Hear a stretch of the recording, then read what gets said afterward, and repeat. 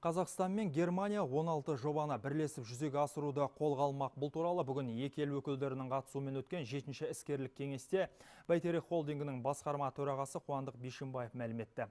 Германия тарапы жаңа жобаларды заманауи технологиялармен қамтуды өз мойнына алады. Тек соңғы 3 жылда екі ел жалпы құны 4 миллиард еуроға тең 72 инвестициялық және сауда келісімдеріне қол қойды.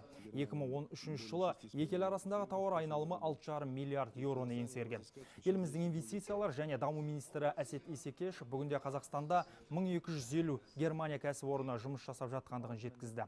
Олардың қатарында әлемге танымал Siemens, Tyson Crab, BASF, Metro, Bosch сынды компаниялар бар. Соңғы жылдары Қазақстан мен Германия арасындағы сауда-экономикалық ынтымақтастық артуда. Біздің еліміздің экономикалық бағдарлама бойынша 16 жоба қазір қаралып жатыр. Соның ішінде біз шикізат және ресурстар неміс тарапынан бізге технология сондай келісімдерге қол жеткіздік. Толық жобалардың құны 200 миллион евроны құрайды. Сол жобаларды біз жақын уақыт мерзімде қаржыландыратын боламыз.